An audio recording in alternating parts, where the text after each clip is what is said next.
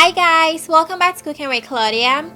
Today we're making skillet seared salmon with a delicious lemon butter sauce that is so flavorful and super easy to make.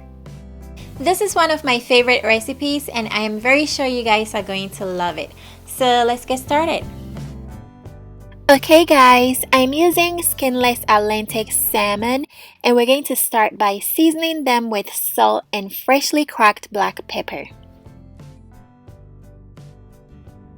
Once your fish has been seasoned, we're going to sear them. So in a hot skillet, go ahead and add some vegetable oil or canola oil.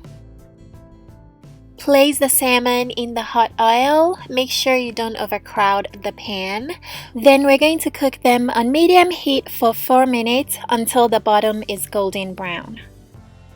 Next, we're going to turn them over and cook them for 3 more minutes or until they've reached an internal temperature of 145 degrees Fahrenheit. So we're looking for this nice golden brown color. These look so beautiful. They have a nice crisp to them and the sear gives them so much flavor. Next, we're going to set these aside to rest. Then it's time to make the lemon butter sauce. I'm going to pour some chicken broth into the same skillet. Make sure you clean out your skillet, okay guys? Next, I have some finely minced onion and garlic going in.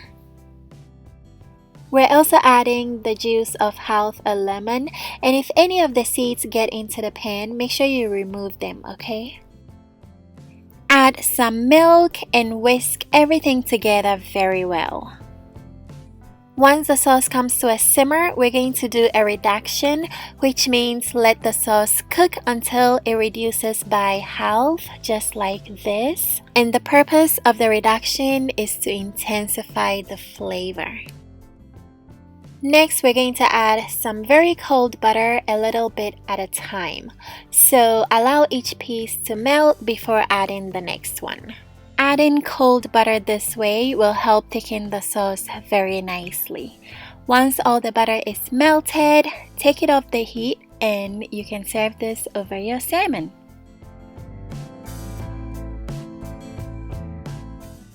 I garnished with fresh parsley for presentation. The salmon came out moist and the lemon butter sauce pairs so well with the fish. You can serve this over mashed potatoes or rice. It will be absolutely delicious. If you guys want the ingredients and measurements, check out the description box. I have everything there.